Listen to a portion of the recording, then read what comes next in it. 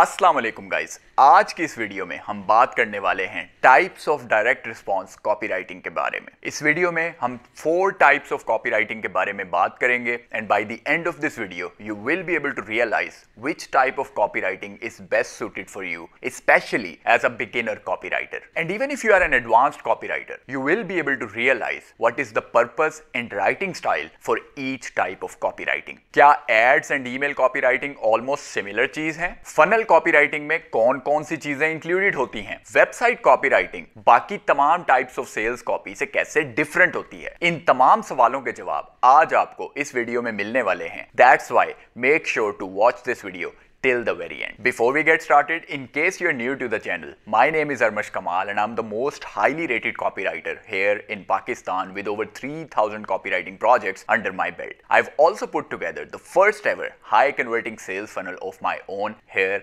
in Pakistan. जी तो इस video में जो सबसे पहली टाइप ऑफ कॉपीराइटिंग हम कवर करने लगे हैं उसका नाम है funnel copywriting. Funnel copywriting currently is in huge demand right now and most of the beginner copywriters and even intermediate copywriters इसी एक टाइप ऑफ कॉपीराइटिंग को लेकर बहुत कंफ्यूज होते हैं। उनको पता नहीं चलता कि फनल कॉपीराइटिंग के अंदर आखिर कौन कौन सी चीजें इंक्लूड होती हैं। तो मैं आपको स्टेप बाय स्टेप बताता हूं कि कौन कौन से एलिमेंट्स एक फनल कॉपीराइटिंग का पार्ट होते हैं। सबसे पहले इसके अंदर ईमेल्स एंड एड्स कॉपी आते हैं जिनके ऊपर हम नेक्स्ट पॉइंट्स में जाके थोड़ा डिटेल में बात भी करेंगे। इसके साथ साथ फनल कॉपीराइटिंग में लैंडिंग पेजेस जिसमें ऑप्ट इन पेजेस या स्क्वीज पेजेस हो सकते हैं, sales pages, order pages, upsell pages, downsell pages, ये तमाम तरह के पेजेस फनल कॉपीराइटिंग के अंदर आते हैं। तो बेसिकली एक सेल्स फनल स्टार्ट होती है आपकी पेड एड से, उसके बाद वहां से आप ऑडियंस को लैंड करवाते हैं लैंडिंग पेज पे जो कि ऑप्ट इन पेज भी हो सकता है जहां पे आप उनसे उनका ईमेल एड्रेस ले रहे होंगे in exchange for a lead magnet, एक ऐसी चीज जो आप फ्री में उनको दे रहे हैं फॉर देयर ईमेल एड्रेस। वहां से आप उनको सेल्स पेज पे भेजेंगे जहां पे आप अपना पहला प्रोडक्ट सेल कर रहे हैं। उसके बाद आप उन्हें ऑर्डर पेज पे भेजेंगे जहां पे वो पेमेंट कंप्लीट करेंगे। वहां से आप उनको अपसेल पेज पे भेज सकते हैं जहां पे आप उनको अपनी हाई एंड ऑफर या हाई एंड प्रोडक्ट सेल कर रहे होंगे। डाउनसेल पेज पे भेज सकते हैं जहां पे आप उनको अपसेल से कम प्राइस की प्रोडक्ट सेल कर रहे होंगे और इस तरह एक पूरे साइकिल से गुजार के फाइनली आप उनको एक थैंक यू पेज दिखाएंगे जिसके बाद वो फनल पूरी कंप्लीट हो जाएगी। इसमें एक चीज जो ईमेल कॉपीराइटिंग है उसका पर्पस ये है कि अगर उन्होंने ईमेल तो दे दिया था ऑप्ट इन पेज पे लेकिन आपसे सेल्स पेज पे जाके प्रोडक्ट परचेज नहीं किया तो अब आप उनको सेल्स ईमेल्स के सीक्वेंसेस भेजेंगे, बार बार उनको सेल्स पेज पे भेजेंगे ताकि वो आपका प्रोडक्ट परचेज कर लें। So that's the whole cycle of funnel copywriting और ये तमाम स्टेप्स हैं एक फनल कॉपीराइटिंग के अंदर। जी तो हमारी सेकंड टाइप ऑफ कॉपीराइटिंग है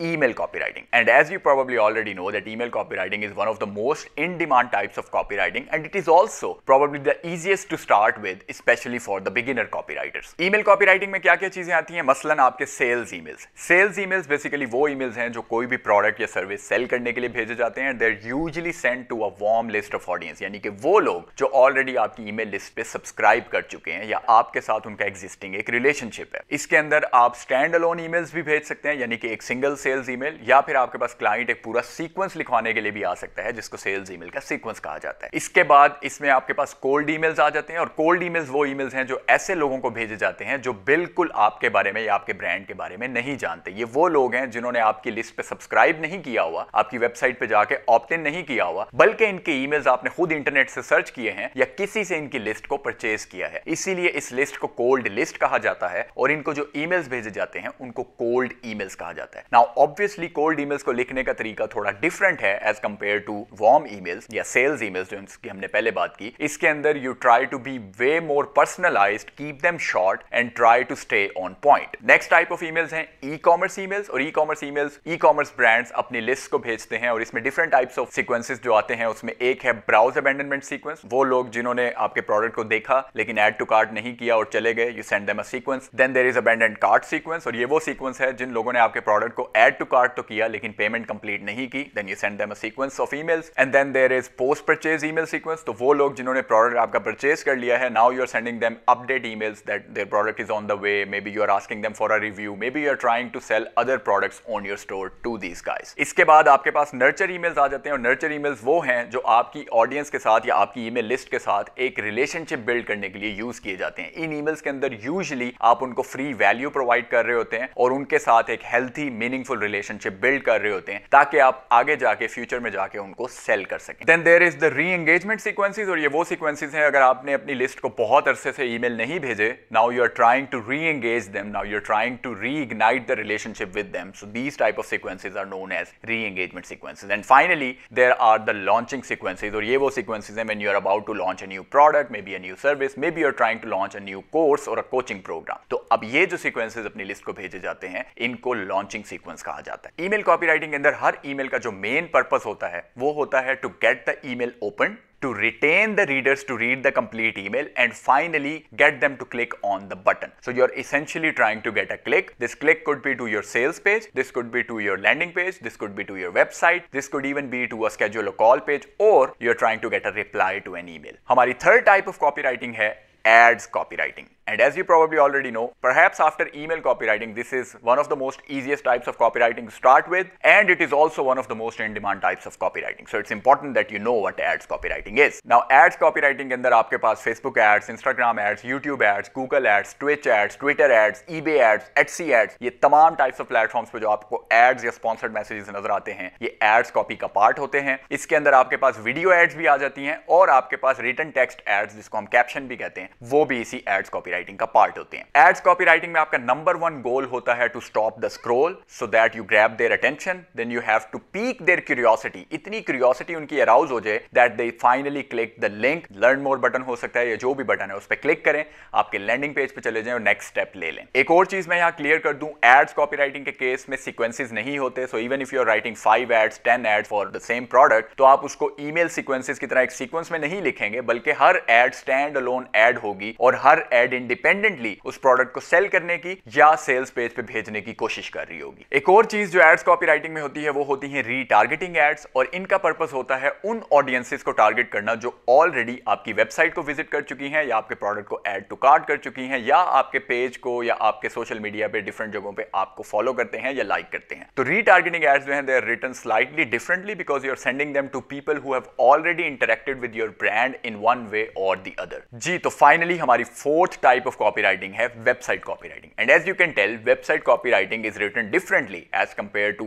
other traditional types of sales copy, क्योंकि जो वेबसाइट कॉपी है वो किसी भी ब्रांड या बिजनेस का परमानेंट डिजिटल रियल एस्टेट होता है, यानी कि ये उनका एक ऑनलाइन ऑफिस होता है जिसके ऊपर आप जाके उस ब्रांड या बिजनेस के बारे में तमाम डिटेल्स एक्वायर कर सकते हैं। ये किस टाइप की सर्विसेज प्रोवाइड करते हैं, इनका मिशन क्या है, इनका विजन क्या है, इनका गोल क्या है, ये लोग हैं क्या, क्यों हैं, क्या हैं, कैसे हैं, all these types of questions are actually answered on the website copywriting. इसीलिए वेबसाइट्स के लिए जो कॉपी लिखी जाती है it is usually called branding copy, because आप ब्रांड परसेप्शन बिल्ड कर रहे होते हैं और एक ब्रांड की इमेज बिल्ड करने की कोशिश कर रहे होते हैं। It is still covered under direct response copywriting because आप वेबसाइट के भी तमाम पेजेस पे कोई ना कोई कॉल टू एक्शन जरूर ड्राइव करवा रहे होते हैं, बट आपका जो राइटिंग स्टाइल है और आपका जो टोन होता है it is very much branded. Website copywriting लिखते हुए आप लोग शॉर्ट स्लोगन्स का इस्तेमाल कर रहे होते हैं, पंची हेडलाइंस होती हैं, एक्शन वर्ब से आपकी सेंटेंसेस स्टार्ट हो रहे होते हैं और आप एक इंट्रिकेट डेलिकेट वर्बिएज यूज कर रहे होते हैं which is in accordance with the brand voice. Website copywriting के अंदर पेजेस कौन कौन से आते हैं, मसलन आपका होम पेज, आपका अबाउट पेज, आपका सर्विसेज पेज, और इसमें से जो होम एंड अबाउट पेज होता है इसका पर्पस होता है to tell the readers about the brand's mission, vision, goal, किस टाइप की सर्विसेज वो ऑफर कर रहे हैं और कौन से उनके सोशल मीडिया चैनल्स हैं, क्या उनका कोई यूट्यूब चैनल है, उनका कोई न्यूज़लेटर है, ये तमाम चीजें होम पेज पे और अबाउट पेज पे आपको बताई जा रही होती हैं। So if you think about it, जो आपका होम पेज होता है it is filled with a lot of different CTAs. You will also be sending them to the about page, you might be sending them to the services page, you might also be sending them to your Facebook page, you might be sending them to your YouTube channel, you might be getting them to opt into your newsletter. तो home page के ऊपर you're telling them all these different things जो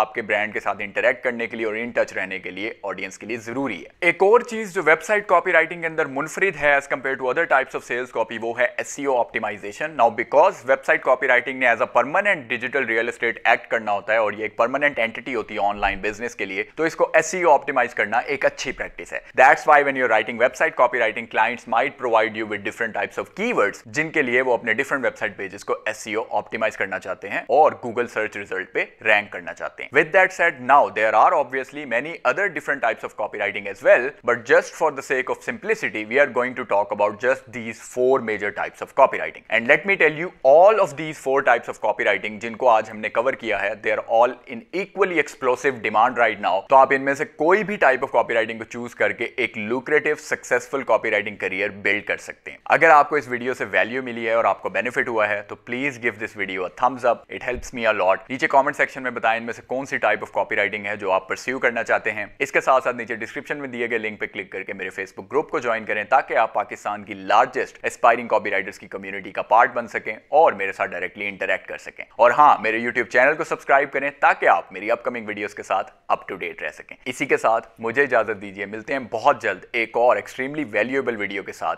तब तक के लिए take care, अल्लाह हाफिज।